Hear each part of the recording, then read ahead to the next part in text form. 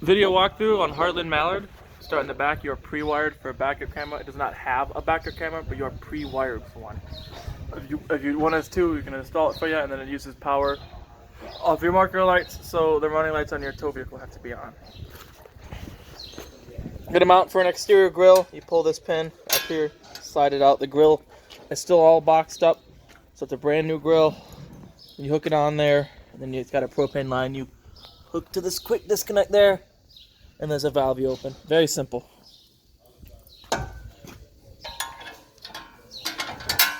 Outdoor shower, hot and cold. City water, so if you're going somewhere that provides water, this is where you're going to hook your hose up to. You run off of city water pressure, you don't need to use your pump. And then you have a cable inlet, so if you're going somewhere that provides cable, you can hook it in through there.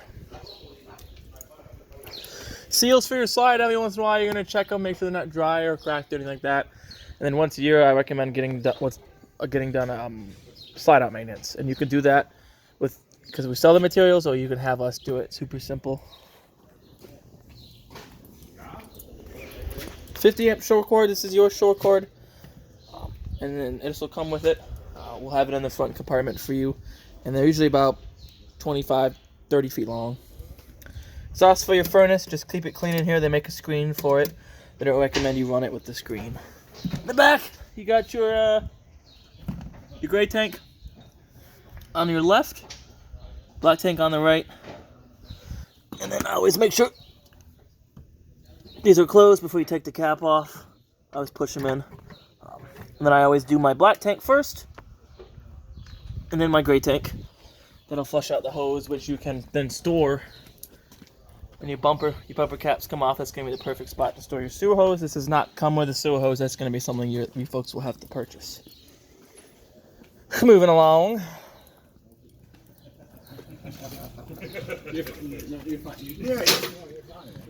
Freshwater fill. This is where you fill your onboard fresh tank. Don't jam your hose in there, just rest it in there. And then you drain it from right there. I always recommend draining it after every trip. You don't want water to sit in there to start to get stagnant. Water heater. The only thing you folks will have to do, screw your plug in there. As soon as you hook up water to it, it'll start filling. Once it's filled, then you can turn it on. You should be good to go from there. Besides that, before you pull your plug to drain it, and again, I recommend draining it after every trip. You don't want water to sit in there, it'll get stagnant. Before you drain it, crack your pressure relief. Relieve all the pressure. Once the water stops squirting out, snap it closed. Then you can take your plug out. If you neglect to do that, you're going to get a bath. And if you've been running it, you're going to get a hot bath. Besides that, just clean in here and clean in there often.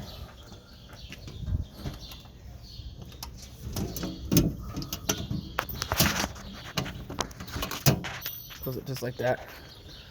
Access to storage. Goes all the way through. There's the box with the grill in it. You have a light switch right here, which does these LED lights up front. And you have a light for inside the compartment too as well. Here's got good information. It has your gross vehicle weight rating, cargo carrying capacity, tire pressure, 80 psi. That's what you need to fill it to. Don't go off of what your tires say. Go off of what this number says. Don't mind these fine young gentlemen doing your hitch work for you.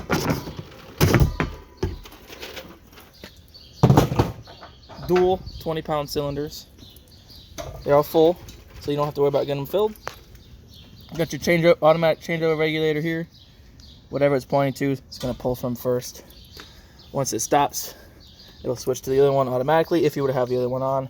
However, this doesn't move indicating it's switched, so keep that in mind. And then some people put it in the middle, thinking it's gonna pull from both tanks equally. It doesn't work like that. It's one or the other. Got your battery. It's a Group 24 RV Marine grade battery. In the winter, I recommend taking it out, storing it somewhere warm. And if it's gonna be a few weeks between trips, I recommend disconnecting your battery right here to keep it anything from using your battery when you're not there. However, if you have it plugged in to charge and you have your battery disconnected, your battery is not going to charge. So keep that in mind. Got a power tongue jack. retract it, extend, and then you have a light, which definitely helps hooking up at night. That's it for up front. We'll put your cover back on for you. We'll move along to this side. Got your hose for your grill, and there's a grill. Then you have a 3/4 inch crank right there. That'll be the backup for your tongue jack, as well as your tongue jack. And then this other crank right here is a manual backup for these stabilizer jacks. That'll be on the side right here. You can see where you would put it and use it as a manual backup. But your controls for those are right here. The top one, I believe. Yep, there's the front one. So you can see it'll do one leg, and the other one will slowly start to come down.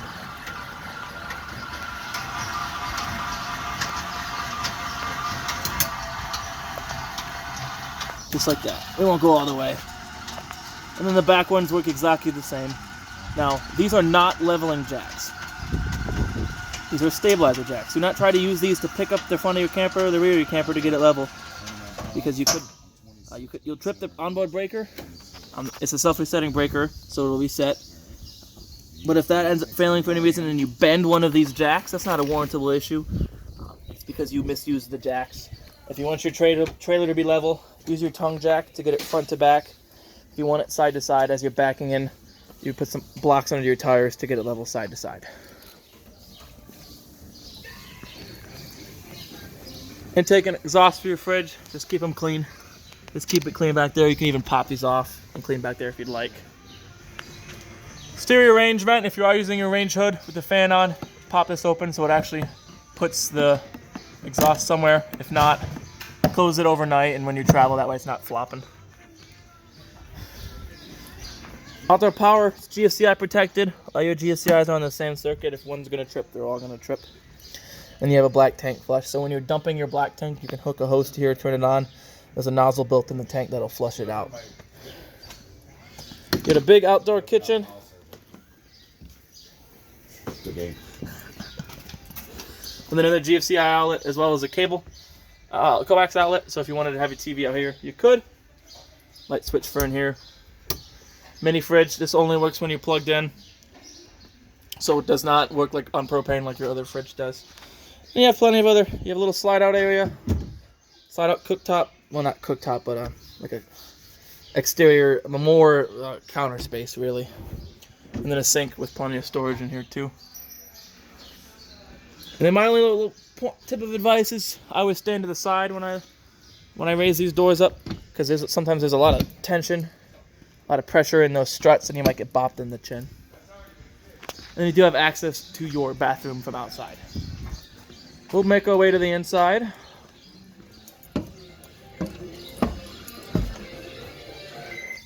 then we'll start in the bedroom.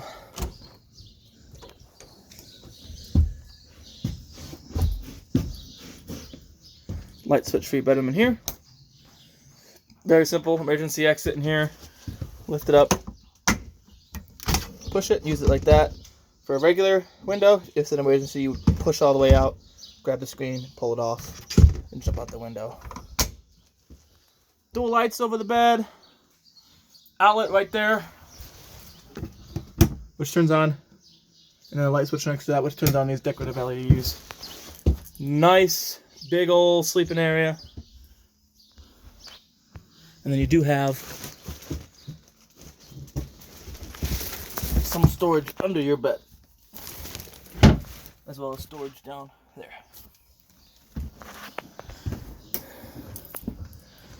Move on to your entertainment area. Got a spot for your TV.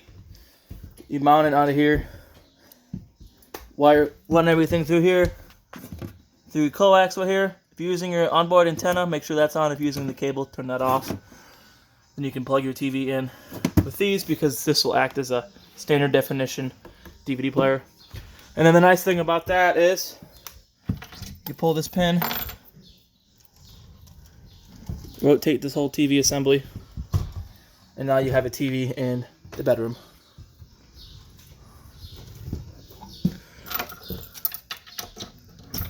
Just make sure you pin it before you travel.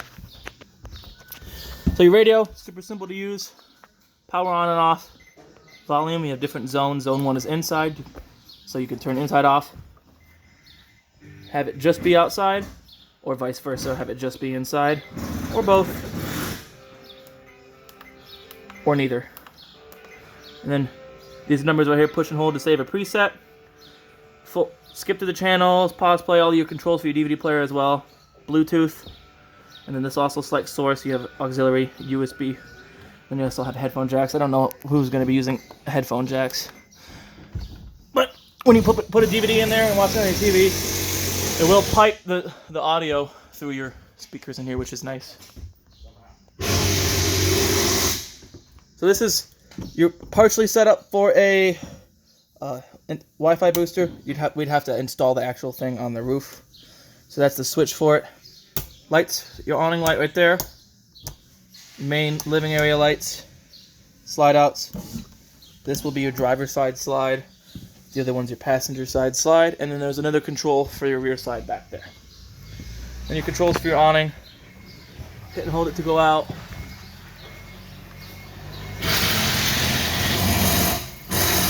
They do not automatically stop when they're out. That's something you'll have to visually look. We might actually have something in our way. Yep, so we won't be able to go all the way out because we have some things in our way, but we'll go out as far as we can. When you see the bare tube, you're out far enough.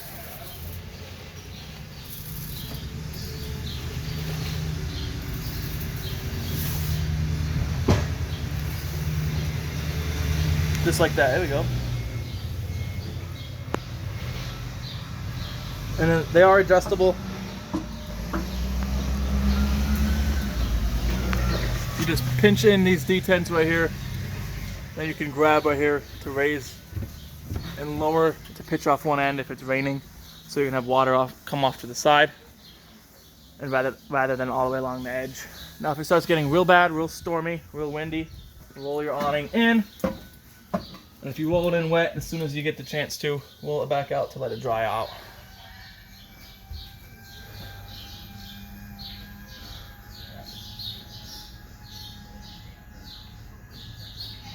And like I said, it does not automatically stop when it's out. If you were to keep holding it extended, it'll eventually roll in, but it'll roll the fabric the wrong way around the tube.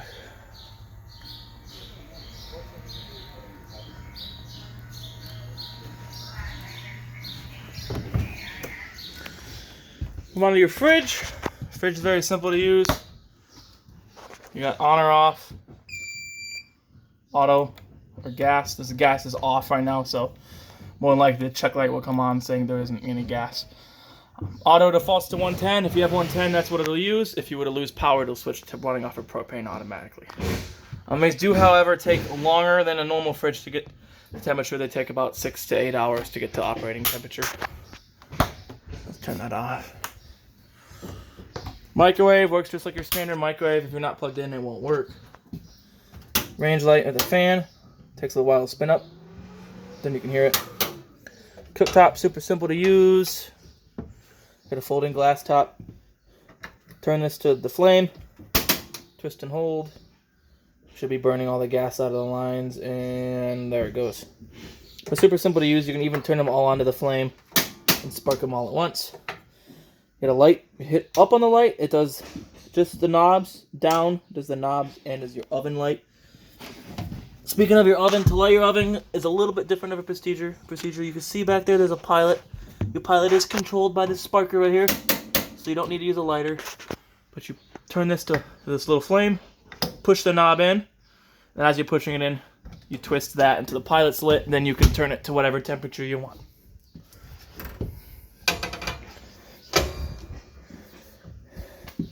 Pretty simple. You do have resettable GFCI outlet here, and then there may or may not be one in the bathroom. We will confirm. Nope. So that outlet, usually they put them in the bathroom. So that GFCI outlet, that's the outlet you hit the reset on if any of these outlets with the GFCI outlet sticker were to trip. Moving along to the side, you have another GFCI outlet with light switch right here, which does these decorative LED lights underneath there, and then a propane and carbon monoxide gas alarm. Thermostat, super simple. Tap power. It'll ask you fan mode, auto, high, and low. Auto will allow it to regulate whatever temperature you have it set at. Low and high is just going to keep it on. Hit it again to go cool. Cool goes over to 55. And then your furnace goes to 90. And then the only other thing I like to tell people about these, they can be a little finicky sometimes. If you accidentally hit up and down at the same time, it switches to Celsius. So you just have to hit them again to go back to Fahrenheit. And then, like I said, your furnace goes to 90. Couch right there turns into a bed. Just remove these back cushions. It's kind of hard to do with one hand. You remove the back cushions. Then you would grab up underneath here. You might even be able to see how it pivots up. And then there's little legs underneath there. So you'll pivot up and out. Fold the legs. The legs will rest down. Then this back portion right here folds down, and that creates a nice platform. You do have switches here. One on the right will do this light with both lights, and then the one on the left does the LED lights behind your valances. This also turns into a bed. You just rest your table on this shelf and then rearrange your cushions to create a platform. Or you use it as your table, put the legs in the holes, put the tables on the legs, then you have a platform. Whether you have it on a table or bed mode, before you close your slide out, you have to set it all aside. And we'll do it like this. Because even if the table pokes out enough, it's going to hit here. So just make sure you have it set like this when you're traveling. Bathroom, super simple. Light switch on the right with your monitoring panel here. So you have water heater on electric, water heater on electric, water heater on gas. You can run them both at the same time if you wanted to. If you're going to use electric, make sure there's water in it. And then controls for your water pump if you're going to run off your fresh tank. And then you can read battery voltage. Fresh tank, black tank, gray tank. So they did fill them to test. So test to make sure they read right. So we'll make sure they get dumped. Just plain water. And then you have a vent here, pull down here. And then crank it up. Toilet, as long as you're pushing this pedal, it's going to flush. And then shower, hot and cold, pull this up to divert it to your shower head. Yeah, very simple.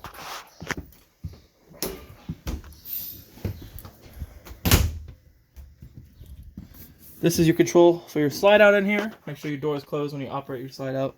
This is your light switch for in here. This will turn into a bed. Just have to rearrange the cushions. And then this will also swing down for a bed here. It has a 200-pound capacity, as does this bunk here. And then you do have a spot for a TV in here if your kids want a TV in here. Plenty of storage, all that there. Another vent here. And it's pre-wired for a second AC. It'd be a non-ducted AC with the knobs that you just control on the AC itself. All right, that pretty much concludes your video tour of your Heartland Mallard. I hope you guys enjoy.